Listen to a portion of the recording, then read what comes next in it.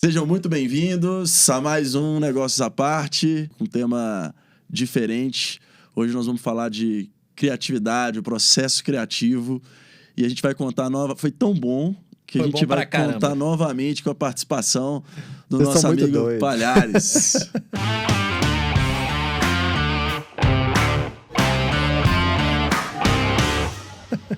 Obrigado novamente aí da gente estender o papo aí. Foi realmente o primeiro episódio aí foi legal. Foi por um lado bem bacana aí de discussão. Espero que a gente tenha acrescentado alguma coisa aí na vida das pessoas. Hassan, hoje você conhece o Palhares, trabalha com ele, sabe da história dele. Como é que é a melhor pergunta pra gente começar esse podcast? Não, cara, antes da gente fazer pergunta pra ele, ele vai ter que contar um pouquinho da história dele fora do contexto profissional. Quem que é o Palhares, cara? Assim, eu tive a oportunidade de trocar uma ideia com ele bem longa, assim, nas semanas mais recentes. E cada dia mais eu me impressiono que o cara é multifuncional, sacou? Não vou dizer aqui o nome do apelido pra ele não ficar intimidado, mas é realmente um cara multifuncional. Conta um pouquinho pra gente, cara, assim, quem que era o Palhares? E eu acho que vale a pena até voltar lá atrás, na sua infância, nos seus processos de construção, e contar um pouquinho quem que é você pra gente chegar e emendar as perguntas aqui. E acho que vale a pena você tocar aí pra gente. Vai lá. De novo, hein? Eu sou velho, tem muita história. Se eu for me delongando, vocês vão me cortando aí, vão me podando aí. Mas, cara... Obrigado de novo pra gente estar batendo esse papo. Só fazer um comentário. Antes você fala que você é velho, mas eu sou velho, só pra parecer pra galera que você tá enxuto, cara. Não faça isso não, isso não é não, mas coisa legal. Isso aí eu sei que eu tô, mas não é isso. Não é por isso não, porque a gente tem muita bagagem, muita história e aí tem muito caos aí no meio pra gente contar, até a gente entender, né, onde a gente tá e de onde isso veio, é bastante história, mas enfim. Conta pra gente. Cara... Deixa eu ver por onde que eu começo, para mim poder fazer aqui uma linha de raciocínio que é complexo, mas assim, eu nunca fui uma criança muito... Eu tenho até ali um release, até que eu mandei para vocês, mas é mais ou menos aquilo ali. Eu nunca fui uma criança que me encaixava muito em padrões, sabe? Eu não entendia nunca por quê. Eu era sempre visto como esquisito ou doidão, né? Esse menino é diferente. Minha mãe falava isso, os meninos de escola... A gente estava discutindo recentemente de um filme, né? Que a gente... Como é que chama aquele filme? Esqueci o nome dele, o Extraordinário. O Extraordinário. Eu chorei pra caramba nesse filme, porque, assim, eu lembro de muitas coisas, assim, de infância, né? Que pra mim, antigamente, era um incômodo, e aí você vai entendendo, né? Com o passar da vida, você vai criando uma casca ali, você vai passando por algumas fases da vida que você vai entendendo. Tá, o de doidão vira, tipo, a minha principal característica, sabe? Assim, o de esquisito é o que me torna... É o que me dá personalidade hoje em dia, né? O que me fez ser quem eu sou, ou o que me faz ser quem eu sou. Então, isso nasce bem lá atrás, assim, né? De ser... de não me encaixar muito em padrões. E aí... Parece uma história triste, mas é legal, tá? Não é triste, não. Mas assim, eu não tinha amigo na escola, sabe? Eu não lembro. A Raquel, a Raquel é minha namorada, noiva, namorada, que a gente mora junto, mas enfim. Ela tem turma de amigo da escola, amigo da faculdade, amigos. Eu não tenho muito dessa lembrança ali de amigos, né? Na verdade, eu não tinha. Mas eu sempre me interessei ali por coisas que estavam fora do padrão da galera, sabe? Todo mundo ia pro recreio e queria jogar futebol, sei lá. Eu queria... e eu lembro disso, assim, bem claro, por isso que eu tô trazendo essas histórias. Eu ia pra sala do zelador, ficar vendo como é que ele dava manutenção no ventilador, saca? Então, tipo assim, já era visto, velho, esse menino tem alguma coisa de esquisito, sabe? Na época era assim, esse menino é esquisito, ele não tá lá no recreio jogando bola. E aí, isso em outras frentes e outros acontecimentos que eu fui tirando disso, assim, sem saber também, né? Eu fui tirando disso, assim, criando ali uma forma de lidar com determinadas situações que me obrigavam a ser criativo, né? Que me obrigavam a pegar aquilo do diferente e, de fato, aplicar em alguma coisa. E aí, nessa trajetória, eu tinha... minha mãe guarda os meus cadernos de escola até hoje, sabe? Ela fala assim, cara, você não tinha um caderno escrito, saca? Você não tinha nada escrito no caderno. Eu tenho essas fotos aí, depois eu mando aí pra produção colocar lá na tela lá.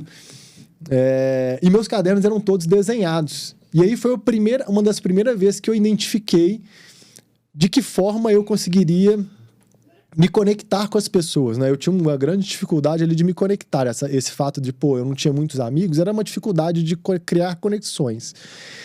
E aí o desenho foi a primeira delas, que eu lembro, até nessa época na escola, o pessoal, a gente tava falando aqui antes de Mário Escher, mas na época o pessoal me chamava de Dali. Porque eu desenhava e fazia uns cartoons ali, eu não sei exatamente quem me deu esse apelido, eu não lembro, mas eu comecei a criar. Eu fazia professora, fazia a disciplinadora, e eu começava a meio que fazer elas em situações assim um pouco um pouco fora diferentes, fora de contexto, né? Então, e aí, depois você começa a criar uns entendimentos, né? Então, eu fazia assim, a professora de bunda lelê e os meninos tudo rindo dela, sabe? E aí todo mundo achava aquilo, cara do caralho, o Thiago desenhou a professora de bunda lelê. E aí foi a primeira vez que eu começo a criar conexão. E aí o desenho me deu muita... me construiu muito essa faceta aí de criativo, de ir pro lado de criatividade. Então, fui indo por esse processo aí, descobrindo de que formas eu ia me conectando com outras pessoas, sabe? Mais ou menos por aí, sabe? Lá na infância, o que resgata é por aí. Não, e depois, vamos evoluir essa história aqui, só pra gente chegar e fazer alguma construção. Vai perguntando, pra me puxando aqui. Passamos do período de escola ali, entrou o Thiago como adolescente, ainda com essa dificuldade de se encaixar. Muito, eu ficava dentro do quarto, jogando videogame, jogando computador, Doom, Quake. Eu com 17 anos, meu fim de semana era dentro do quarto. E aí, de novo, volta aquele estereótipo assim, ele é revoltado, ele é doidão, ele tá ali, né, na adolescência, não sei o quê... Mas era por aí. E como é que veio a chave da virada, cara? Assim, a chave pra falar assim, cara, não... Aquela primeira experiência, né? Profissional. Agora eu consigo me encaixar, tô dentro do mundo profissional. Como é que foi? Eu acho que eu nunca me encaixei, sabe? Eu ainda não me encaixo. Assim, não, cara. Mas assim, eu acho isso do caralho. Você acha bom? Eu acho bom. E não é tipo de tirando também proveito dessa situação, mas assim, nunca me encaixei. Sou constante incomodado aí com situações, com pessoas, com momentos, enfim. Mas assim, quando começa a dar uma virada, eu vou antecipar um pouco um fato para vocês entenderem um pouco, saca? Alguma vez, eu ali com 35 anos, alguém vira pra mim e fala assim, cara, eu acho que você tem TDAH. Vai lá e procura saber, vai num psiquiatra e tenta entender. Eu falei, que TDAH? 25? 35. É recente, tem 5 anos isso. Aí eu falei assim, TDAH, o que é isso, sabe? É transtorno de déficit de atenção e hiperatividade. Eu falei, e até então, eu tinha meio que assim um pouco de... Até então, não, até um pouco antes eu tinha um pouco assim de... Cara... doença, hospital, eu meio que não gostava nem de entrar nesses assuntos. Então, quando alguém falou isso comigo, eu falei, velho, nada a ver. Mas aí, por curiosidade, momentos da vida, eu fui lá num psiquiatra e falei assim, cara, você tem um TDAH, assim, dos mais altos, dos mais fortes, do mais... Eu falei, sério? Eu falei, sério. E aí começa a se explicar muitas coisas, assim, tipo, o caderno não ter escrita, de ser desenhado, de não prestar atenção, de tomar bomba 2 vezes na escola, mas não era porque eu não tinha um nível de inteligência, mas era por conta dessas faltas de conexões, enfim, de não fazer trabalho, e começa muita coisa, começa a se explicar. E aí fiz lá o exame, faz um exame eletromagnético do cérebro para ver o nível de atividade. O cara falou assim, de 10, numa escala de 10 você tem 9. Eu falei, pô, beleza, e aí? O que eu faço agora com essa informação, saca? E aí na época ele até me receitou remédio, eu tomei um remédio para melhorar o foco durante muito tempo, de fato melhora, mas você fica meio que viciado. Até depois eu comecei a construir algumas outras formas de tentar... melhorar minha concentração, melhorar meu foco, sem depender do remédio. E aí, bem um pouco depois, talvez uns 2 anos depois, surge um novo indício ali, até por essa pessoa mesmo, fala assim, eu também acho que você tem alguma outra coisa aí, sabe? Vai lá, de novo, lá no psiquiatra, tenta entender. E eu falei assim, não tem nada a ver. Foi pela mesma pessoa? Não, assim... foram pessoas distintas. Pessoas distintas, pessoas diferentes. Mas assim, da mesma forma, sabe? Assim, tenta se conhecer melhor e tal. Na verdade, eu não lembro agora como é que foi exatamente, assim. Mas aí fui tentar entender. E aí fui numa psiquiatra que ela falou assim, você tem um nível leve de autismo. Um grau de autismo pequeno, mas tem. Que eles chamam ali de um espectro autista, que é do Asperger, né? E aí, quando você começa a pesquisar, eu falei assim, caralho, velho. Tem muita coisa que é parecido assim com o que eu de fato sou ou de fato me comporto. E aí já explica mais uma caralhada de coisa pra trás, sabe? O Hassan outro dia assistiu um vídeo que eu mandei pra ele. Eu falei assim, velho, eu te enxergo várias vezes nesse vídeo aqui. E aí você... Aí tinha os exames também. Eu falei assim, quer saber? Eu não vou fazer isso. E até psiquiatra. Eu falei, você também você não fazia, não. Isso não vai mudar nada na sua vida. Inclusive, no adulto, se eu estiver me delongando demais, Não, aqui, vocês vão me cortando. Vocês vão opinando aí também. Segue aí que o público precisa te conhecer, bicho. Mas no adulto, inclusive, é complexo de se identificar. A gente consegue, inclusive, ela fala que o adulto, ele burla, né? Porque é isso, você vai criando ali diversas formas de tentar passar por algumas vamos falar de problemas ali sociais que você tem, mas você vai criando outras formas de... Você cria mecanismos. Cria mecanismos. O Elon Musk lá, ele fala recentemente que ele tem também, ele fala assim, cara, eu emulo muito bem situações, e eu falo isso com o Hassan, eu falo isso com a Raquel, eu falo com outros assim, cara, eu consigo emular muito bem. De repente, se aqui você me tira do contexto, eu vou perder meio que o rumo, assim, saca? O foco, eu dou uma... até se assimilar. Então assim, tipo, foram situações bem aí que começaram a me explicar muito do meu passado, sabe? Inclusive, eu não abro isso pra todo mundo, não, que as pessoas acham que você tá se escondendo, tentando usar isso. Você tá ligado, abriu pra todo mundo agora, né? Pô, ferrou. Acho que minha mãe sabe pouquíssimo disso aí, ela vai ficar triste de saber isso pelas câmeras. Não, nós não vamos deixar sua mãe ouvir nem ver, cara, pode ficar tranquilo. Mas enfim, e aí também eu não fui atrás, que a psiquiatra falou assim, não vai mudar nada na sua vida se você não tiver interesse, mas assim, tem um nível aí, um grau, pelo que eu identifico, pelas conversas, inclusive associado com um nível de superdotagem, mas que também eu não medi. E superdotagem não quer dizer que a pessoa ela é inteligente, é só que ela tem um pensamento mais acelerado, é uma característica de quando você tem também o TDAH, enfim. Então explicou muita coisa do meu passado.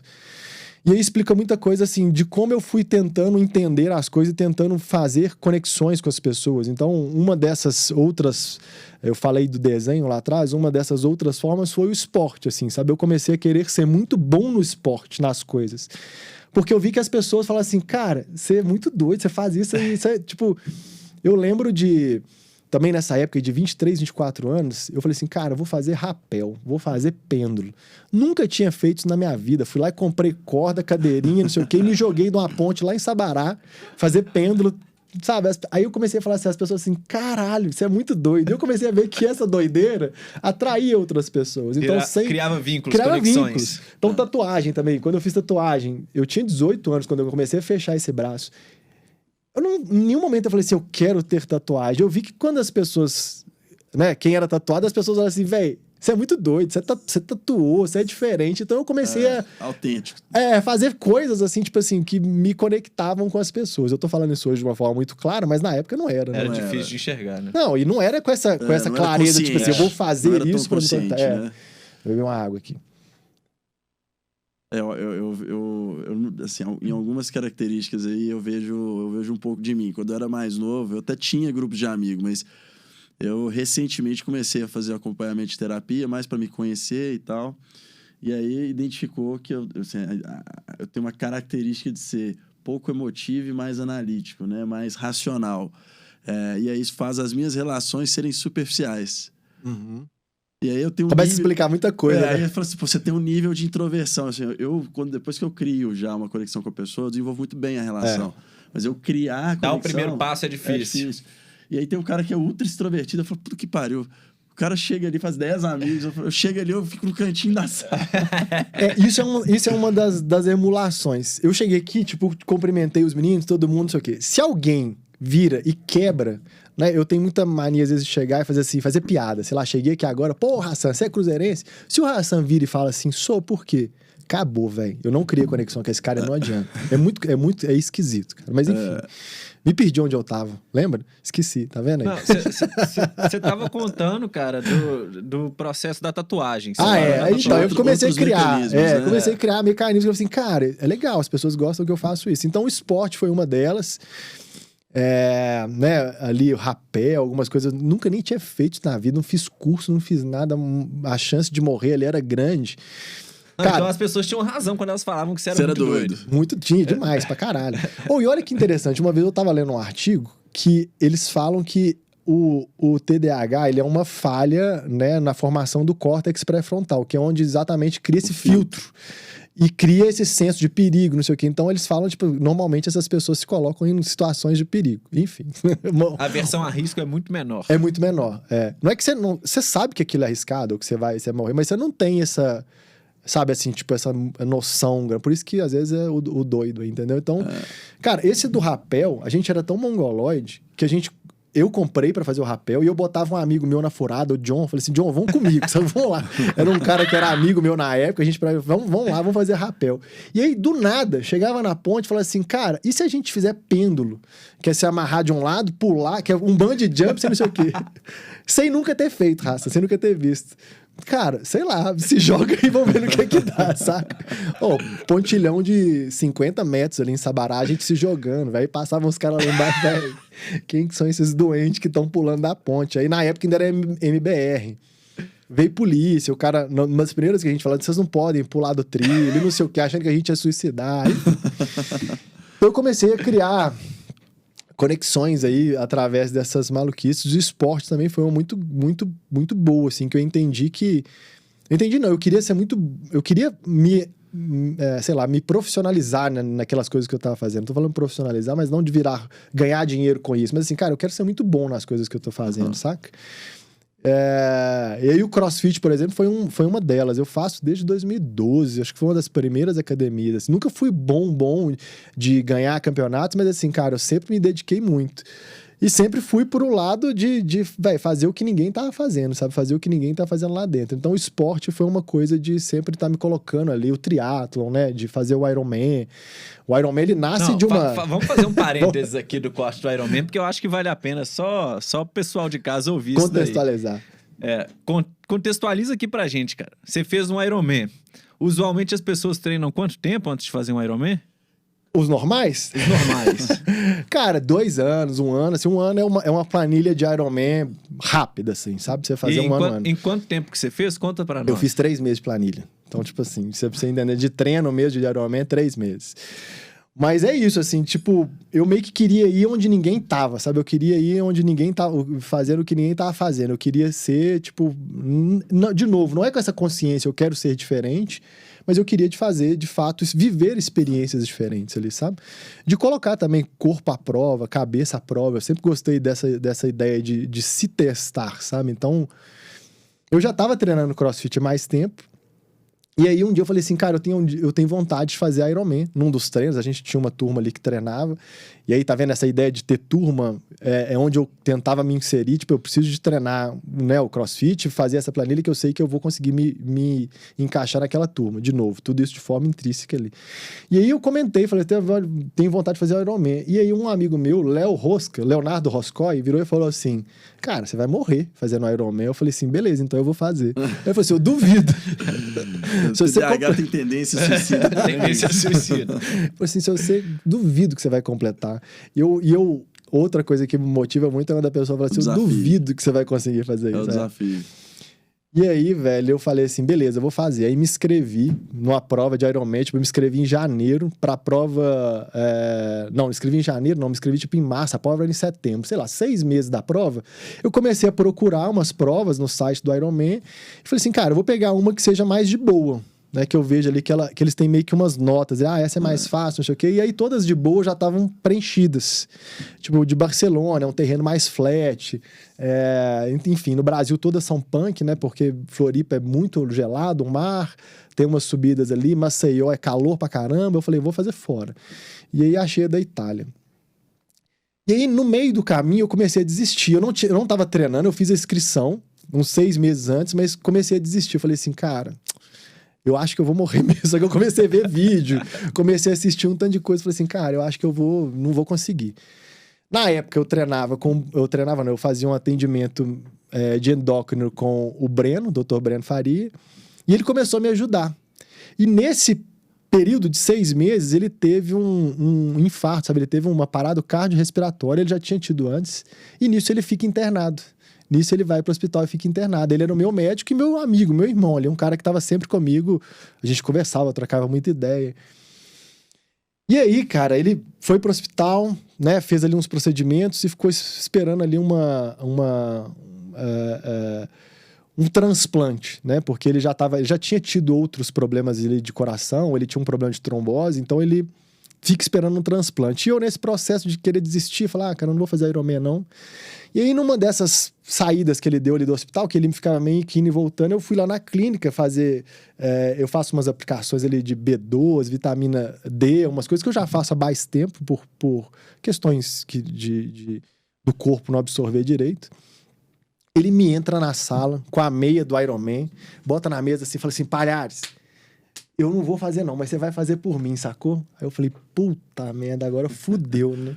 Então, além do desafio, eu já tinha cancelado a inscrição, olha que loucura. Aí nesse dia eu falei assim, fudeu. Agora, velho, como é que eu viro pro Breno, que o cara tá na entramóvel? Eu sou tipo o cara que tá motivando ele fazendo um tanto de coisa. Eu falei, ferrou. Aí reativei minha inscrição, ou escrevi de novo. Acho que eu escrevi de novo, perdi na época lá o valor da inscrição. Você ainda fica com um bônus ali, mas enfim. Voltei e aí eu tinha 3 meses pra preparar pro Ironman, saca? Aí eu comecei a fazer a planilha, treinar e não sei o quê, e de fato fui lá e fiz a maluquice. Tanto que na volta a minha camisa de finisher eu dei pra ele, assim, saca? Valeu, Breninho, que eu sei que mudou essa história. E meus primeiros stories no Instagram, quando eu acabei, eu falei assim, chupa, rosca, o cara que desafia. Quase morrendo, mas mandei. Legal. Nada como uma boa motivação pra botar as coisas do trilho. Cara, mas enfim, fui falando tanta coisa. Não, tá super claro, cara. Assim, agora vamos trazer o contexto do esse cara, esse perfil, eu imagino que ele não é um perfil linear, né? E não sendo linear, ele consegue trabalhar a criatividade de forma que eu não consigo, que o Sanzio não consegue. É um perfil muito próprio. Como é que você entende o seu posicionamento de perfil e aí, dando um passo atrás até no histórico da sua construção de carreira, como é que você fez para usar todas as vantagens e desvantagens que tá aí dentro do Palhares para trabalhar esses processos que são os processos criativos, né? Para que você pudesse usufruir do benefício de ser diferente. Então, muito maluco isso assim, sabe? Porque tudo foi feito de forma muito, né, sem pensar, orgânica. Talvez se eu tivesse tido um diagnóstico desse lá na minha infância, com uns 10 anos de idade, assim, pô, você tem isso, talvez eu até me esconder. A gente tem costume, né, de usar isso como uma muleta, né? Eu tenho isso, não vou fazer, então, tal coisa. Ou então, por causa disso, isso explica o que eu tô fazendo. Mas assim, sem querer também, né? Às vezes a pessoa, por mais que ela entenda, a gente meio que tem. Então, eu acho que muito desse se desdobrar, assim, que foi orgânico, era de falar assim, cara... E na época, né, como nada era entendido, igual pra mim era timidez, mas a dificuldade de ser social, mas realmente era ali um outro problema psiconeurológico, sei lá qual que é o correto de falar isso, desculpa aí os entendedores, mas enfim. E aí a mesma coisa vai pro lado aí de criação, sabe? Eu meio que entendi assim, cara, não é possível que ninguém tá vendo isso, sabe? Não é possível que ninguém tá vendo que isso aqui é uma puta de uma oportunidade. Não é possível que ninguém... E eu tive sempre uma habilidade grande de olhar para cenários, ou olhar para detalhes e pensar diferente. Falar assim, cara, dá para fazer diferente. E aí junta o olhar diferente com a maluquice, né? A hora que você fala, assim, eu sempre me identifico no nosso outro papo, eu sempre fui de pegar e fazer, cara. Me dá um desafio que eu pego e faço acontecer. Então, eu pensava bem ali fora da caixa e eu comecei a usar isso como instrumento mesmo. Assim, cara, se eu pegar essa minha forma criativa, que antes talvez eu só explorasse ali para as coisas muito malucas, e começar a colocar ela em prática como business, eu acho que eu vou me dar bem nesse negócio aí. Então, vou voltar lá no caso da Fiat, que a gente estava falando lá no outro episódio. Para quem não escutou, volta no outro lá e escuta, não é? Isso aí. Então, a primeira oportunidade, a pessoa lá virou e falou assim, tem R$5.000 para fazer uma ação aqui de panfletagem. Eu falei assim, cara, deixa eu fazer uma coisa diferente? Deixa eu fazer um trem diferente? Pode, você tem R$5.000. Qual que era o contexto? A gente tinha que divulgar o lançamento do Fiat 500. Na verdade, era o lançamento do Fiat 500, aquele carrinho pequenininho da Fiat. E aí tinha o feirão da Fiat, né, que acontecia lá na fábrica em Betim. E aí a gente ia divulgar o feirão, com foco em fazer test drive para o Fiat 500. Aí eu falei, deixa eu fazer um trem diferente. Ele falou assim, pode. O feirão era dali um mês. Aí eu comecei, essa coisa de, tipo, começar a pensar fora da caixa, eu comecei a pensar fora do óbvio. Assim, cara, como é que eu posso levar a galera pra conhecer o carro? E era um carro um pouco de um valor um pouco mais caro, alta gama e tal. Falei assim, cara, eu vou botar esse carro dentro de alguns restaurantes em Belo Horizonte. Então, peguei restaurantes ali top de linha, então, tipo, igual Favorita, a Fábrica Espagueteria, The Arts Fromage. Ia lá, conversava com o gerente, falava assim, ô, posso botar um carro aqui dentro do seu salão? Aí o cara, quê? Bem ordinário, bem comum fazer ninguém isso. entendia. Eu falei assim, não, tira umas... Sabe o que é muito do caralho? Que todo mundo sempre comprou muitas minhas ideias. Eu não sei se eu tinha um poder de argumentação bom, ou se o povo queria ver um trem diferente acontecendo, sei lá. Eu sei que de alguma forma aí fui também abençoado aí nesse caminho de tipo, cara, beleza, deixa aí. E aí começamos a botar, velho. Pedi pra Rosália, falei assim, você consegue me arrumar um carrinho desse aí de test drive? Eu consigo. Pra que você quer? Eu vou colocar... O primeiro era o The Arts From Mars, que era um bar, boate, meio que tinha ali no Lourdes. E o único lugar que o carro cabia era no segundo andar, né? Eu falei assim, cara, como é que eu vou subir um carro na escada? Não tem como. E aí entra essa coisa de pensar diferente. Eu falei, cara, tem uma janela de vidro, vamos desmontar essa janela, a gente pega uma rampa, tipo um carro reboque, bota a rampa invertida e o cara dá ré e entra lá dentro. Ô, velho, o cara pirou. O cara da casa pirou. Falei assim, velho, não pode tirar esse carro daqui não. Na época que era... Ficou do caralho. E aí o cara ainda... junta, né, dois malucos, o cara ainda comprou a ideia, falei assim, vou fazer um show aqui hoje à noite, o DJ vai tocar de dentro do carro. Falei, beleza, que o carro ele tinha teto solar, o cara ficou em pé no banco, com a mesa em cima e tocando. Então, tipo, eu comecei a fazer essas maluquices, e isso era o que as agências não queriam fazer, porque isso não é que não é confortável. Você, cara, imagina o tanto de risco que tem nisso. Você pegou, tirou uma vidraça, se cai uma vidraça, se quebra ali, eu perdi meus R$5 mil que eu tinha lá de... Inclusive, na época eu não ganhei nada. Eu falei assim, cara, eu vou usar esses R$5 mil fazer um trem muito maluco. E era tudo assim, cara, quanto que é um reboque? Ah, 500. Beleza, se eu ligar pro meu seguro e falar que é do meu carro, eu combinava com o cara do caminhão do meu seguro, assim, velho, eu te dou 70 conto pra você vir cá. E falar, ah, beleza, me dá aí que eu vou lá e faço. Eu ia desembolando ali de algum jeito, sabe? É engraçado, você falou isso aí de fazer o diferente e você falou do risco. Cara, normalmente, ser criativo envolve muito risco. E tomar risco é uma coisa que a maioria das pessoas não gostam de fazer. Cara, você foi cirúrgico, assim. Isso foi muito... Eu sempre me metia numas... Não era furadas, porque eu conseguia resolver, sabe? Eu conseguia entregar. Mas eu ia onde ninguém queria ir, sabe? No arriscado, assim. E arrumava uns malucos pra ir comigo. Que tipo, beleza, vambora. Bons braços direitos. Vamos contar umas histórias legais aqui. Conta. Vai, vamos aproveitar que a gente tá com tempo aqui. Eu acho que o público vai gostar de ouvir também. Vamos pro caso em que a gente simplesmente sobe um balão na Praça 7. Como é que começa isso? Pra onde que isso vai? Qual que era a origem? Então, é isso que eu tô falando. A gente sempre fez coisas que ninguém tava pensando, sabe? Esse do balão, ele era pra, claro, uma campanha de recarga de celular. E aí a gente pegou e botou um balão, que ele tinha uma faixa embaixo, né? Com tipo assim, manda uma mensagem para asterisco 200, eu não lembro o que era a mensagem, que você vai ganhar R$20 de bônus de crédito. Eu falei assim, onde que é o melhor lugar pra gente fazer? Velho, Praça 7, popular ali, 6 horas da tarde, cheio de gente. Eu vou subir esse balão lá com a faixa, vai ter gente... uma galera de gente mandando. E o objetivo ali era conversão, né? Independente de qual... Não, mentira, você tinha que ser da Claro. Mas assim, eles queriam medir se as pessoas iam meio de aderir àquele pacote. Eu não lembro o que era na época lá exatamente. Aí era prefeito Márcio Lacerda, fui lá na prefeitura, a menina que faz licenciamento dessas coisas virou e falou assim, sem chance, tipo, a Praça 7 é o xodó do prefeito, saca? Ali o piso é elevado, não pode fazer evento lá sem botar aquela proteção de piso, não sei o que, sem chance. E aí eu comecei a conversar com ela, né, explicando, falei assim, você imagina ali quantas pessoas da cidade já tiveram experiência com um balão de ar quente, vai ser tipo uma atração, vai ser do caralho, tipo, tem gente que nunca viu isso na vida, tem gente que nunca andou nem de avião, você imagina de balão. Eu vou fazer então um negócio, eu vou pegar na Praça 7 ali na hora e vou botar uma pessoa pra fazer o voo de balão. E aí, sei lá, vocês usam isso aí como alguma mensagem? Ela assim, nó do caralho. Ela comprou a ideia, ela falou assim, beleza. Só que ela virou e falou assim, você tem 10 minutos pra poder fazer essa ação lá. E eu falei assim, 10 minutos vai ser paia, né? Porque, tipo, beleza, subi, desci, não sei o quê. E aí, de novo, sempre teve uns malucos no meio da história. Aí o cara virou, falou assim, o cara que era piloto do avião, falou assim, do balão, falou assim, vamos decolar da Praça 7. Nós vamos decolar de lá, tipo 5, 6 horas da tarde, mas vamos ficar voando ali, tipo, em cima da Praça 7 até a hora que o vento tirar a gente dali. Eu falei, beleza. Que a gente fica ali meia hora, eles não podem fazer nada, sabe que nós vamos estar no ar, como é que eles vão prender a gente? E aí foi por isso, cara. Saímos ali, uma operação de guerra, 6 horas da tarde, decolamos o balão. E aí ele ficava numa altura que ele nem pegava uma corrente de ar e nem descia. Então ele ficava ali no meio termo e a gente ficou ali tipo 1 hora no centro da cidade causando, ônibus parando, gente tirando foto, guarda municipal chegando. Aí já tinha ligação assim do prefeito, velho, tira esses caras dessa Praça 7 aí, foi do caralho. E aí o mais foda é que as empresas nessa época compravam muito a ideia, saca?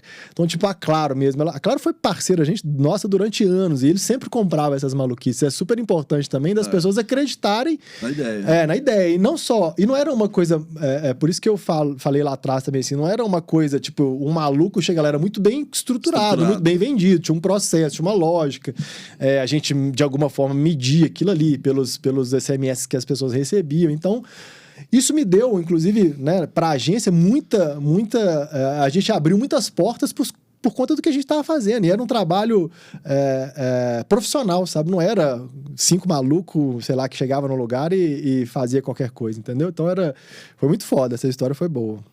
Legal. Ô, cara, e assim, a gente já trabalhou aqui 2 cases, né? Agora, uma coisa que eu não consigo entender, e eu acho que eu não sei nem se você vai conseguir traduzir isso pra gente, como funciona a mente... E como funciona o processo de ser criativo. Não consigo te explicar. Porque assim, cara, beleza, você tem aí as suas questões e tudo, mas como que você chega lá? Como é que você pensa ou constrói o racional para chegar no ponto assim, cara, eu vou subir um balão porque é isso que vai fazer com que as pessoas, né, tenham acesso ali à informação que precisa para atingir o fim do que era a campanha? Ou talvez tenha. Na verdade, eu falei que eu não consigo explicar assim. Eu percebo que eu penso de alguma forma diferente de outras pessoas e de novo, isso não tô falando de eu tenho superpoder, nada, zero. É só diferente. Só diferente. Mas eu falo assim, no dia a dia, sabe, assim, a forma de enxergar as coisas, de ter algum tipo de rotina, hoje é mais claro isso pra mim, assim, que de fato eu tenho eu percebo alguma forma de raciocinar a lógica das coisas diferentes. E acho que uma coisa que sempre me abriu, assim, tipo, você estar no local, tipo, igual eu vou pegar de novo lá o do The Arts from Mars lá, que era eu fui pra lá e fiquei, tipo assim, na frente do lugar, tipo, velho, se eu botar o carro, tentando construir diversas possibilidades. Então eu acho que, assim, se eu pudesse te explicar a ideia do processo criativo é essa, de você se imergir numa determinada situação e tentar imaginar diferentes variáveis que podem acontecer ali naquele cenário. E aí não só de, tipo, o que pode dar errado, mas assim, se eu fizer isso, o que acontece? Sabe? Se você começar a usar... Se você for pegar pela lógica, né, igual de programação, tipo... a ideia de programar, né? If, né? E se o usuário der esse comando? E se o usuário der esse comando? É mais ou menos por aí. Né? Então, de uma forma meio orgânica, né? E eu gostei desse termo orgânico, eu vou usar ele agora. Então, de uma forma orgânica e ali dinâmica, eu vou fazendo ali, né, situações do que pode acontecer. Isso até me prejudica algumas vezes, que eu começo a imaginar situações demais, sabe? Que às vezes me dá uma bugada, mas é mais ou menos por aí. Você acha que o processo criativo, por exemplo, né, óbvio, você vem do marketing, né, você vem da publicidade, e é mais latente a questão da criatividade, né? A gente vê isso como uma coisa muito importante porque você está tentando divulgar algo e tal, então você tem que, de fato, criar essas campanhas, né? E você tem que inspirar as pessoas. Mas eu acho que isso se aplica em outras áreas da sua vida, né? Sim. Você estava falando de histórias aqui, você estava falando que tem uma oficina em casa. Tem. Você é um cara que gosta de criar as coisas de fato, não só, assim, de pensar diferente, mas de materializar. Materializar, ali, né? De fato. Como é que você vê isso dentro do seu contexto de vida? Isso teve um momento na sua vida que você falou, você percebeu que eu sou criativo, eu gosto de executar as coisas diferentes. Você percebeu isso em algum momento ou foi tipo uma coisa recente, depois de olhar e falar, tá, eu virei um publicitário e tal, naturalmente eu sou... Não.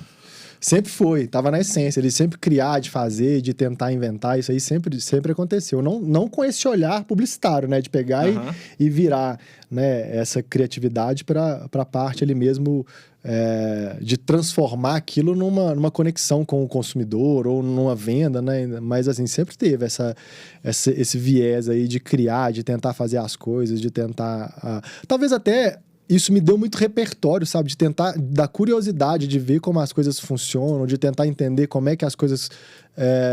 sei lá, será que eu consigo fazer isso? Tem também aí um pouco de histórica, os meus tios todos são empreendedores ali, sabe? Da família da minha mãe, todos os irmãos sempre tiveram um negócio. Tiveram, né, evoluir, eles eram feirantes, né, trabalhavam na feira hippie, tinha barraca na feira hippie e foram meio que crescendo ali. E eu sempre aprendi muito vendo eles fazerem as coisas, sempre me instigou muito. Eu sempre estive num ambiente muito criativo que favorecesse isso, né? Então, acho que até eu falo assim, minha mãe nunca me podou, né? Apesar das vezes de ver, eu sentia, né, que ela via que eu tava ali com alguma questão diferente, né? Que na época podia ser traduzido como ou revoltado, o cara que fica mais quieto, enfim, mas ela nunca me podou. Ela sempre, inclusive, me deu muito estímulo, assim, tá bom, quer fazer isso, faz, pega e faz. Isso é muito bom. Então eu ganhei muito repertório de ver as coisas, de tentar entender, de estar imerso, às vezes, num universo ali que me possibilitava. Meus tios já tinham marcenaria, meu tio, inclusive, perdeu uns 4 dedos da mão numa máquina daquelas de serrar. Então eu ficava fascinado ali de ver essas coisas sendo... Meu tio fazia também mesa, né? Ele gostava de pegar e fazer. Então eu tava ali meio que imerso num ambiente que proporcionava você meio que aprender e ganhar bagagem mesmo, sabe? Então, acho que isso, inclusive, foi o que me deu muita... abertura para imaginar cenários, sabe? Eu falo isso às vezes, a gente... você pegar, às vezes, uma galera mais nova, não é contestando, né? Querendo fazer aí um choque de gerações. Não. Mas, cara, antigamente eu tinha que descobrir, sei lá, como que você troca uma lâmpada. Hoje em dia você vai no Google e digita como troca uma lâmpada, né? Então, o fato de eu ter sempre buscado tentar entender como as coisas funcionam, como é que eu troco um chuveiro, curiosidade, né? Foi me aguçando mais, talvez, esse lado aí. Cara, um negócio legal que há um tempo atrás eu fiz até...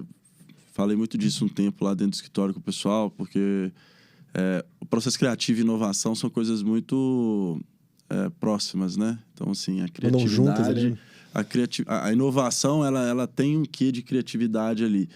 E eu estava vendo um artigo que fala do Elon Musk, né? E como que ele consegue... Né, qual que é o processo o racional para ele inovar, né? Como que ele pensa. Ele fala, cara, a maioria das pessoas, quando elas olham para uma coisa, elas pensam, como que eu faço isso aqui melhor? Aí ela fala assim, pô, tem um copo, não sei, eu posso melhorar a forma desse copo. Ele é quadrado, eu vou fazer ele redondo, porque redondo vai ser assim, assim, assado, vai caber mais copo no armário e tal, vou gastar menos vidro. Ele falou, eu parto do princípio fundamental das coisas. Eu volto, falo, qual que é o objetivo que eu quero alcançar com isso aqui, e aí eu vou reconstruir. E aí ele traz o conhecimento de várias áreas. Em vez dele falar, não, eu vou aplicar o que eu já sei e tentar melhorar, não. Eu vou aplicar todo um contexto, né, de, sei lá, vou pegar uma coisa que eu aprendi aqui na biologia, de como que funciona num animal, e vou tentar aplicar nesse sei lá, na nave espacial que eu estou tentando construir. Né? E de fato ele tem muito sucesso fazendo isso. Por quê? Você pega o caso da SpaceX, que hoje ele consegue produzir um foguete muito mais barato que a NASA, que teoricamente tinha recurso infinito ali para poder produzir, e ele foi lá e falou, não, eu quero que seja um foguete, eu quero ir para a Lua e voltar. Como que eu faço isso? E aí ele vai desenvolvendo essa ideia, e aí é aquela coisa, é quase um processo criativo obrigado. É isso mesmo. Porque é tentativa e erro, assim. Pra você chegar naquele sucesso ali e ser de fato inovador, ele teve que errar muito. Você fez isso, se você parar pra pensar, você faz isso de uma forma mais natural, entendeu? Você foi na escola da vida. Sim, cara, isso é muito legal. Eu falo direto com quem eu tenho contato, assim, acho que a melhor forma de você... Independente da área, tá? A criatividade, ela tá presente em todas as áreas. A gente sempre liga, às vezes, só com... né, publicidade, comunicação, essa parte de tecnologia, mas ela está ligada a todas as áreas. O Hassan tem que ser criativo na área financeira para fazer um melhor entendimento do recurso, né, gerir ele de uma forma mais inteligente. Então, a criatividade está presente. E eu acho que o que você falou é muito, muito bacana, quer dizer, o que de fato torna pessoas cada vez mais criativas, independente da personalidade, é repertório, sabe? O que você conhece de vida, o que você conhece. Você começa a conectar coisas totalmente de fora do universo financeiro, fala assim, cara, eu já tive uma experiência num negócio desse que me dá um insight para poder construir né, uma lógica aqui dentro do nosso departamento que vai ser racional. Isso é muito bom, cara, isso é muito foda. A sua fala foi perfeita. Eu tinha até anotado uma pergunta aqui, que era como é que o contexto de mundo contribuiu para que você chegasse nos pontos em que chegou, né? Nas campanhas que foram entregues e afins. Fazendo um corte aqui, cara, vai parecer um assunto meio aleatório, mas eu acho que vale a pena a gente ouvir, assim. A gente estava conversando aqui em off anteriormente sobre o trabalho que você faz lá na Cruz, né? Na Cruz Vermelha. Eu acho que vale a pena você contar um pouquinho, assim, como é que isso contribuiu para que você tivesse algumas quebras de paradigmas, reflexões e, eventualmente, isso até influenciasse no seu contexto de mundo e, consequentemente, aí nas capacidades criativas, né? De botar processos criativos de pé.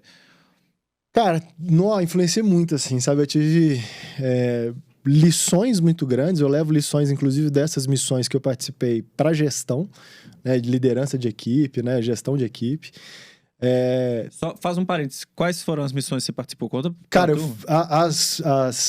na verdade, assim, vou fazer um contexto sobre a Cruz Vermelha. Ela tem uma outra missão, tá? No Brasil a gente não tem guerra, a gente não tem furacão. Então ela tem mais uma missão aqui sócio-humanitária de garantir bem-estar a qualquer um, independente da bandeira. A gente não levanta bandeira de nenhuma causa, de nenhum movimento. Então a gente garante que bem-estar. Então, Vale do Jequitinhonha, pessoal perdeu o telhado lá numa chuva, vamos lá ajudar. Nós estamos fazendo agora uma campanha aí campanha de agasalho. A gente sempre fez essas campanhas, né, para tentar minimizar um pouco da dor ou do sofrimento das pessoas, independente da situação que elas estejam, tá? E aí passamos, infelizmente, por 3 grandes tragédias aí, que foi Mariana, Brumadinho, das barragens lá, né, rompimento das barragens da Vale, e por último as chuvas de janeiro de 2019, que, assim, nunca se viu, 2020, né, 2020, nunca se viu nada parecido, né? Com o volume de água e o número de cidades atingidas.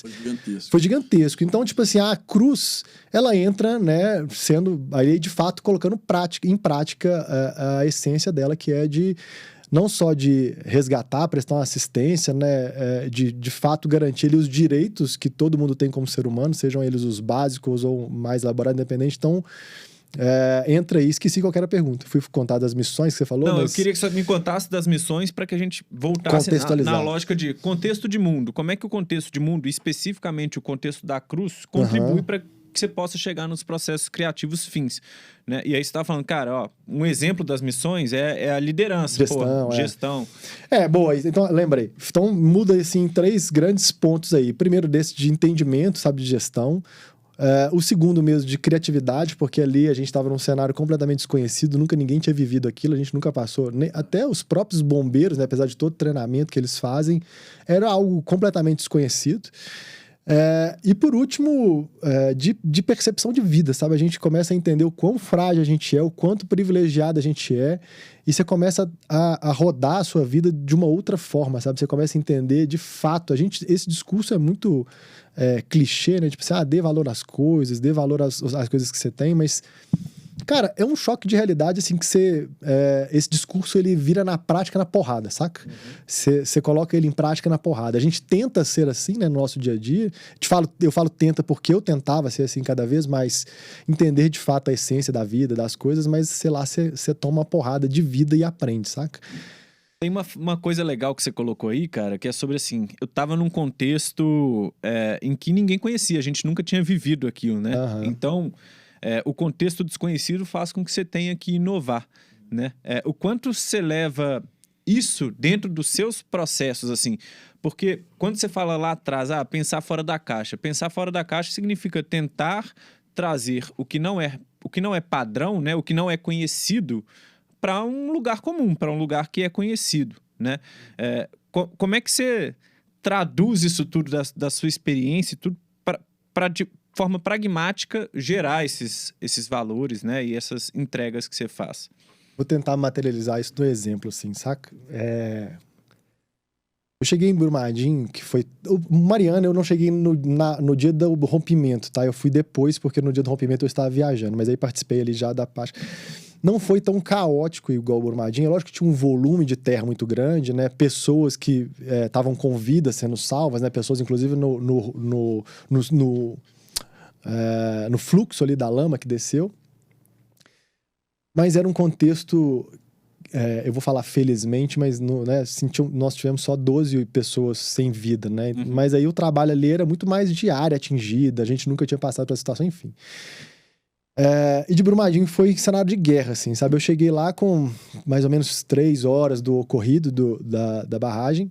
Em Mariana, a gente já tinha fundado dentro da Cruz uma outra divisão que chama EARS, que é Equipe Avançada de Resgate e Socorro. E é um grupo ali que todo mundo às vezes tinha uma habilidade, alguém fez exército, tinha curso, então a gente montou, éramos um grupo de 12 socorristas da Cruz que a gente atuava nas zonas quentes. Lógico, a gente nem imaginava que ia acontecer Brumadinho de novo, mas depois de Mariana a gente se profissionalizou, fizemos um tanto de curso, enfim. E aí, cheguei lá com mais ou menos 3 horas do ocorrido, era um cenário de caos e de guerra, sabe? E aí, como que você organiza, né, aquilo ali para conseguir gerar daquilo algum trabalho que vá dar resultado? E a gente tem pouquíssimo tempo, a gente tem pouquíssima, né, a gente tem que agir, até então a gente tentava ali buscar por vidas, né?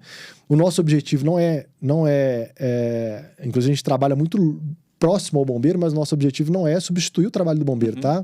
Mas era uma situação de tanto caos, sabe? De área gigantesca, de tantas pessoas desaparecidas que, inclusive, eles pediram ajuda pra gente, assim, na hora. Depois veio até o exército, enfim, mas a gente estava ali com o propósito mais de garantir para as famílias ou para quem tinha perdido, né, esses aparatos ali do bem-estar, dos direitos, né, garantidos, mas a gente foi acionado para estar na zona quente. A zona quente a gente chama lá na lama mesmo. E aí, como é que ali você lida com aquele caos, com aquela, né, bagunça que ninguém nunca viu? Como é que você consegue interpretar aquele cenário ali, traduzir em ações? E aí, volto de novo naquilo que eu estava falando assim. Primeiro trazer a experiência de cada um, né, o olhar de cada um, a colaboração de cada um para chegar numa solução.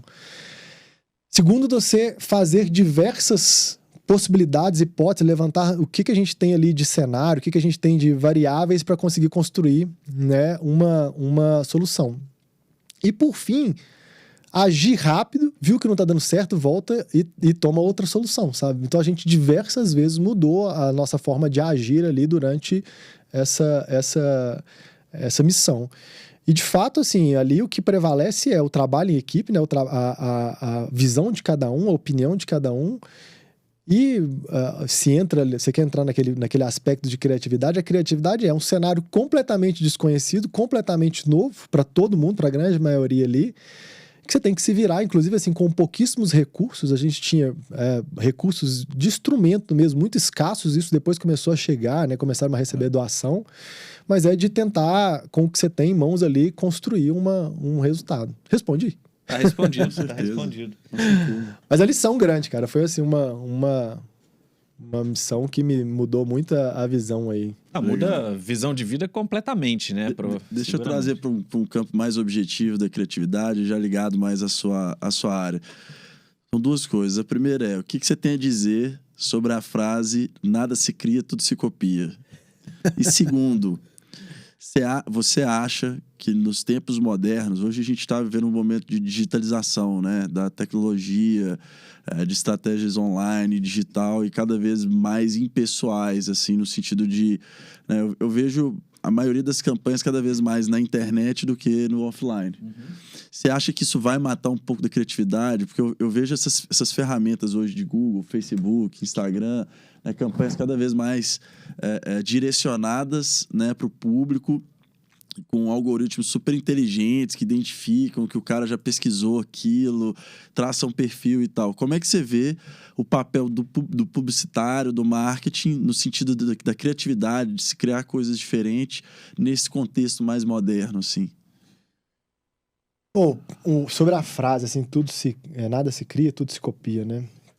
Eu concordo e discordo. Onde que eu concordo? É o que a gente estava falando, assim, nada nasce do zero. Você sempre vai ligar aquilo a alguma experiência que você teve. Então, se a gente puder falar que está copiando, até o processo de Gestalt, né? Você sempre associa algum input que você tem a uma vivência que você teve no passado. Então, você está sempre trazendo ali insights de coisas que você já viveu, você já viu, você já experimentou. Então, por esse lado, sim. A ideia de pegar, né, essa caneta aqui eu vou fazer uma igual. Aí você entra vou falar assim, você entra num modelo de negócio burro, né? Porque você tá tentando só replicar o que alguém fez, não tá tentando melhorar, não tá tentando, né, trazer nenhum benefício. Então, tem essas duas variáveis aí. Sobre esse mundo moderno aí dos publicitários, eu jogo meio contra a minha profissão, sabe? Às vezes, porque eu falo isso assim, quando eu fui conversar com o Léo, ele assim, pô, você me recomenda contratar uma agência? Eu falei assim, cara, hoje não.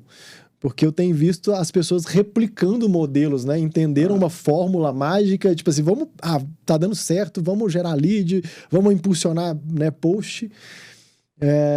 E eu acho que a gente perde, sabe, assim, a publicidade, ela começou a perder um pouco do que a gente estava falando aqui. Virou mais publicidade e menos conversa, sabe? Virou menos conexão com as pessoas e mais né, propaganda.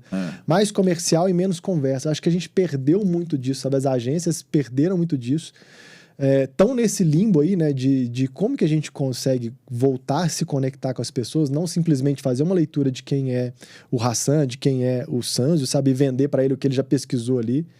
Existe até um movimento, né, da internet, assim, tem um comercial do iPhone recente que é tipo assim, cara, você consegue travar quem vai te rastrear ou não. As pessoas já estão cansadas disso, de serem rastreadas e serem bombardeadas por comerciais ou por peças que elas não querem ver. Beleza, pode ser até que elas pesquisaram sobre aquilo. Então aí, na hora dessa, eu até fico feliz e comemoro e falo assim, cara, tá virando. E aí só vai sobreviver quem de fato conseguir gerar essas conexões genuínas e, cara, você não consegue fazer isso sem a criatividade, sabe? Sem sair desse comum. A gente estava num trabalho recente lá, né, da Prodap, né? Pegar um exemplo só para te exemplificar isso. A gente estava viciado em leads, vamos gerar leads. Cheguei lá, o Léo me deu um livro que é Máquina de Vendas. Agora eu esqueci como é que era. É isso mesmo, né? Predictable Revenues. Receita previsível. Falei assim, cara, isso é perigoso. Porque isso é uma fórmula, né? Se você for... Eu não li o livro, tá? Eu li. Eu não leio livros aí, mas depois eu explico. Mas enfim, eu escutei muito do áudio, eu pego uns trechos ali, vou fazendo uma conexão. Falei assim, cara, eu achei do caralho, inclusive, a ideia do cara, né, que escreveu o livro, assim, a lógica que ele criou, mas é uma fórmula perigosa, né? Porque, cara, você tenta replicar para o que todo mundo tá fazendo pro seu negócio. E às vezes, cara, você tem que... É o que eu falo, de sentar na cadeira, né? Quando o Léo me deu esse livro, assim, cara, me dá 30 dias que eu preciso enxergar o cenário. É aquilo que eu falo de ficar... Eu ia pro Hub, ninguém tava no Hub lá, né? Ficava assim, cara, o que a gente tem aqui de cenário? Sabe o que a gente tem de possibilidades? Qual que é esse universo? Eu nunca tinha mexido com agro. E aí, lá atrás, eu virei e falei assim, cara, por que a gente não faz rádio? Aí os meninos assim, rádio, velho? Rádio morreu. Eu falei, cara, mas eu acho que a gente não vai conectar com esses caras, né? No digital, gerando lead, não sei o quê, enfim. E aí, isso sempre me incomodou ali, dessa digitalização da gente não fugir. É lógico que faz parte, tá? Não é abolir, não. Uma coisa complementa a outra, tá? Ela é necessária e a gente tem que estar nesse mundo, tem que ter presença digital. Mas não apostar todas as fichas e falar assim, isso vai resolver meus problemas. E aí a gente fez uma viagem, tem mais ou menos um mês, que a gente viu na prática que esse cara não tá ali no digital, sabe? Que esse cara tá o dia inteiro em cima do trator escutando rádio, que o cara tá no curral escutando rádio. Então, tipo assim... Se você não tiver a criatividade de tentar atingir aquele cara de fato onde ele está, e aí às vezes rádio está super ultrapassado, mas é o que o cara escuta todo dia. E não é simplesmente fazer comercial no rádio, é pegar o locutor que o cara conversa com o rádio, né? O Léo viu isso na prática, assim, o cara conversando com o rádio, sabe? Beleza, eu tô aqui, tô te escutando. Então, assim, aí entra a criatividade, sabe? Aí entra o fazer diferente, sabe? Sair do comum que tá todo mundo indo e tentar gerar um outro caminho para conectar com as pessoas aí. Eu penso da mesma forma. Acho que tem umas armadilhas dos tempos tem modernos muito, que... Infelizmente, assim, funciona. Eu acho assim, hoje cada vez mais é comum a gente ver produtos sendo vendidos por empresas sem marca. É isso mesmo. Você não sabe quem fez, você não sabe por que fez, você não sabe de onde veio. Você sabe que tá lá no Instagram, que você clica, que você compra e que chega na sua casa. Né? E aí você perde um pouco dessa identidade de falar assim, pô, eu tô comprando algo que representa... Acho que uma coisa que a Apple fez muito bem, né? A Apple, ela fala, eu não vendo aparelho celular. Ele vem de um status, ele vem de uma tecnologia que funciona muito bem, né, e tal, tem todo um conceito. A lógica é fugir da comoditização, né? Se você não consegue se posicionar para fugir do que é a commodity, o que é o comum, cara, você vai ficar na vala comum. E às vezes não é reinventar a roda. A gente discutiu isso recentemente, né? Do Nubank, né? O que é o Nubank? É um banco. Beleza, o que eles queriam trazer de diferente? O melhor cartão de crédito do mundo, né? Sim. Mas é de sair daquela vala que todo mundo tá indo, todos os bancos estavam indo, não é o que você traz o exemplo aí da Lotus, a hora que você fala dos parceiros do BTG, né, do Banco Safra. Quem tá saindo dessa vala comum vai ser diferente, vai Cara, fazer no nosso diferente. mercado está muito claro, assim, eu falo isso com seu irmão, é o rei que toca o marketing lá do escritório e no início do ano a gente fez uma pesquisa, e é engraçado porque assim, você entrava no site dos escritórios, parecia um template. Todos iguais. Era quase as mesmas frases, assim, trocava uma palavra por outra, às vezes um era azul, o outro era amarelo, o outro era laranja, mas assim, idêntico. Eu falei, pô, beleza, aí você ia conversar ali, discurso, todo mundo igual, não, porque o nosso escritório é assim, é assado, que a gente faz isso, que a gente faz assado. Eu parei e falei, pô, peraí, eu tô falando igual o mercado inteiro. O cara nunca vai saber quem que eu sou, eu tenho que ser criativo nessa história. E aí a gente começou um processo criativo de tentar, assim, como é que eu quebro paradigmas do mercado. E aí foi onde a gente trouxe esse assunto do Elon Musk lá dentro do escritório. Falei assim, cara, eu tô num mercado que foi criado por grandes bancos há muito tempo. Os caras sempre venderam produtos, os caras ensinar. Porque o cliente, ele é ensinado, né? Todo mundo é ensinado. A gente é doutrinado a consumir uma coisa de um determinado momento, de uma determinada forma. Você concorda? Então, assim, sei lá... Segue um padrão. A gente segue um padrão, assim, fast food não existia. Criou-se o fast food. Beleza, a gente foi ensinado a consumir fast food. Cara, isso é muito maluco se eu for pensar assim, igual iFood. Os motoboys, hoje todos são dessas plataformas. Antigamente tinha motoboy, hoje não tem mais. Os caras são das plataformas, da plataforma. Então, assim, a gente é doutrinado. Eu falei, pô, então, como que a gente faz isso dentro de um mercado já consolidado, entendeu? Aí você depende dessa criatividade. Vamos colocar criatividade e inovação, né? Pensar diferente. Eu gosto, assim, de, às vezes, exemplificar por case. Você ia fazer pergunta, não? Não, falar segue aí. Cara, você é a estrela do show. Jamais, rapaz. Estrela não. Estrela é... Eu tava falando lá no episódio, eu ia dar o exemplo do Brasil. Não sei porque que a gente tava falando de gestão, mas acho que uma das grandes coisas que quebrou o futebol brasileiro é o estrelismo, sabe? De um cara achar que joga sozinho, um cara achar que... Em geral, não só da seleção, mas assim, de times também, né? Os super atletas e o resto do time. É o líder herói, é isso que você tava falando. O Neymar vai carregar o time nas sozinho, costas. Cara, é triste você ver futebol hoje em dia. Eu que vivi a época de Romário, Branco, Zico, não sei o quê. Então, assim, Zico não, menos, mas assim... Aí você quase entregou a idade. Quase entreguei a idade. Mas tiozinho, né? A galera que era, velho, Bebeto, Romário, aquela geração de 94 ali, os mais velhos vão me entender. Mas, enfim. Um exemplo que eu vi recentemente, eu acho do caralho quando umas empresas fazem isso, e eu conto isso pra todo mundo, velho, que é o que você falou, assim, a gente quebrar o mercado, quebrar os paradigmas do mercado. Mercado de remédio sempre foi uma putaria, né? O cara vai lá ao laboratório, vai lá no médico, dá pra ele uma bola, fala assim, se indicar meu remédio aí, você ganha 20 mil por mês.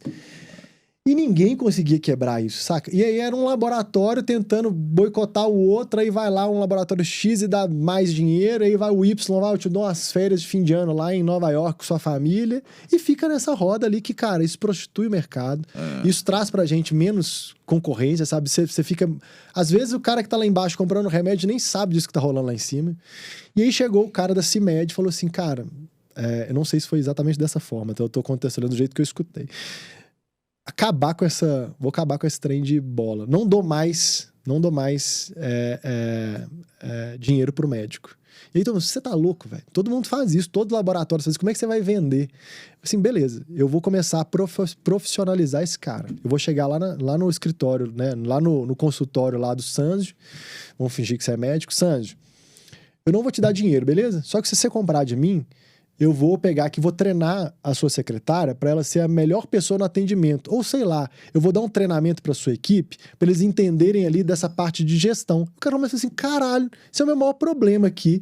Esse cara vai agregar valor para mim. Então ele começa a gerar valor pro escritório, pro consultório do cara. Ou ele fala assim, ô Sandy, você gosta de ações? Pô, nós vamos ter aqui o clube de ações da CIMED. Você quer fazer parte dele? Então, todo mês nós vamos trazer o cara lá da XP para esses médicos todos querem mexer com investimento, bolsa de valor. Então, ele começou a gerar valor para os médicos e esse cara bombou, sabe? Esse cara, assim, ele virou referência ali nos hospitais, todo mundo começou, nas clínicas. E o trem virou tão maluco que ele criou, tipo, um moletom amarelo, igual o carro da Mary Kay lá, que é rosa, ele criou o moletom amarelo. Então, todos os consultores, eles iam pro hospital de moletom amarelo e mala amarela. E todo mundo engomadinho. E todo mundo falou assim, que porra é essa desse moletom? O moletom caiu tão nas graças, o trem ficou tão popular que ele estava sendo falsificado na 25 de março. Sabe? Então, tipo assim, o trem ultrapassa, sabe, a barreira da criatividade, do que o cara queria quebrar. Tanto que ele fez a loja da CIMED, lá na loja da CIMED, não sei se ainda vende, mas vendia o moletom. O Gustavo Lima tava usando o moletom dos caras, enfim, assim, é do caralho. Então, quando uma empresa consegue burlar, né, o padrão e com criatividade sair desse comum, isso é muito foda. É isso aí. E essa é a dificuldade que eu vejo, que as pessoas às vezes não param pra pensar. Enxergar, né? É assim, pô, tá sendo feito, sempre foi feito assim, vai continuar sendo feito assim. Cara, não é essa a ideia. Você tem que parar e refletir sobre aquela ideia. Na prática, assim, traduzindo para negócios, né? Você tem a opção de trabalhar um patamar de diferenciação em que naturalmente você consegue até colher margens e colher margem líquida melhor no negócio. Porque você está posicionado de forma diferente. Se você está na vala comum, cara, seguramente o seu negócio está comoditizado, você vai perder margem no negócio. Com certeza. Então não tem muita dúvida, assim, tanto posicionamento, diferenciação, tudo isso faz parte de uma estratégia para chegar. E não tem certo e errado, beleza? Tem gente que vai vender volume e que tá tudo certo e que não vai se diferenciar e que não vai ser. Não vai ter processo criativo ali por trás, vai fazer a máquina de venda girar. Tá tudo certo.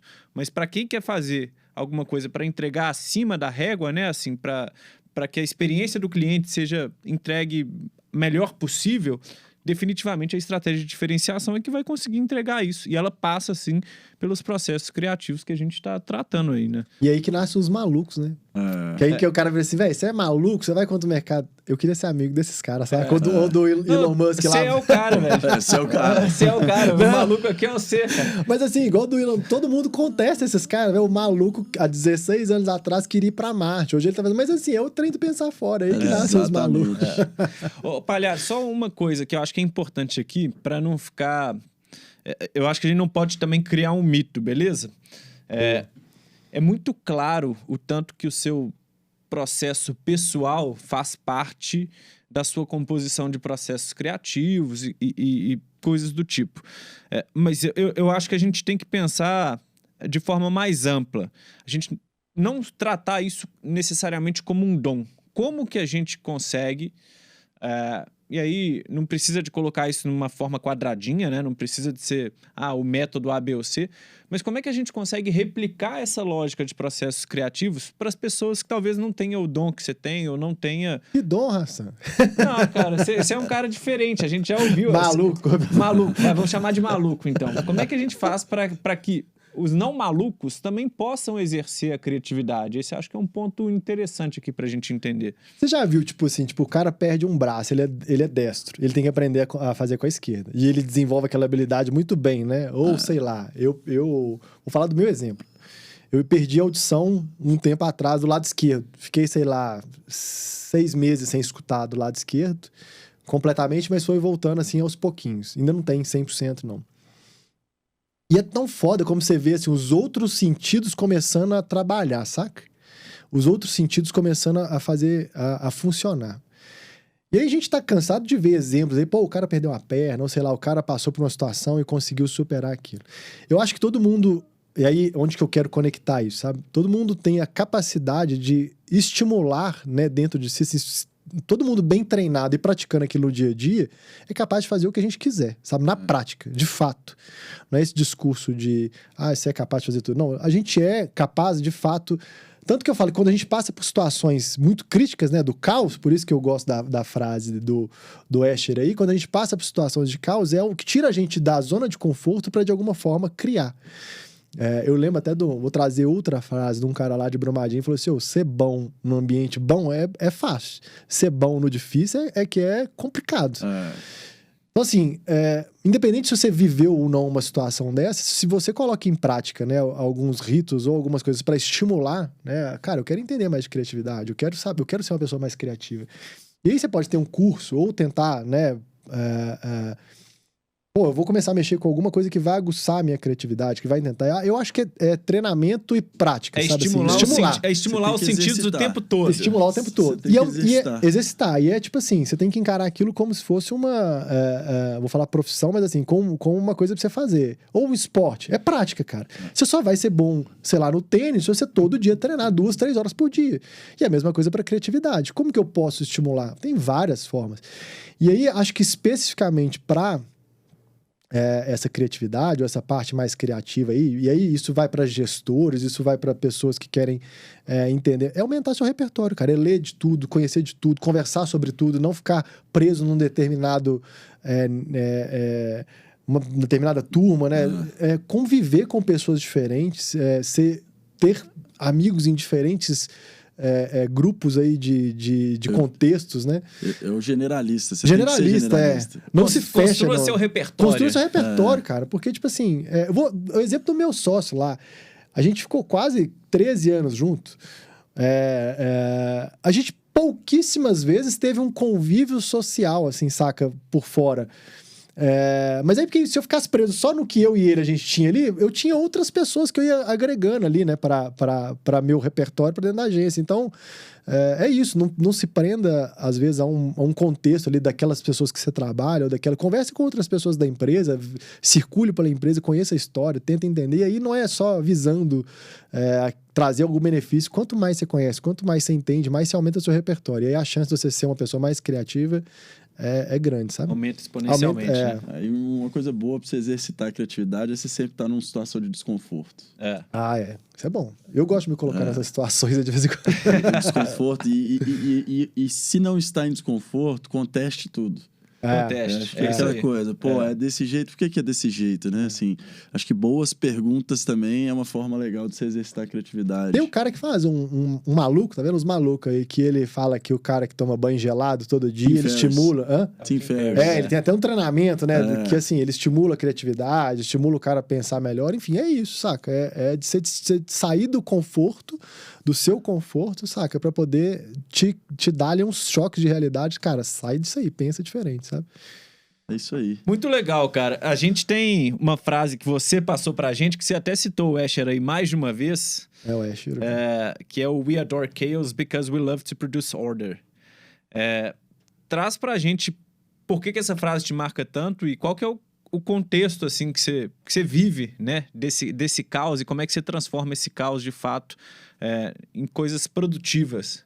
Marcelinha lá de Talentos, da Prodap, outro dia ela me mandou uma mão assim, tatuada, assim, caos. Aí ela virou e falou assim, velho, toda vez que eu conversar com você agora eu vou lembrar dessa palavra. Porque eu acho que quando eu fui conversar com elas, eu falei assim, a Marcela é da área de talentos da Prodap, eu falei assim, eu gosto muito do caos. Aí elas ficam assim, como assim você gosta do caos? Porque as pessoas ligam, né, o caos à situação ruim.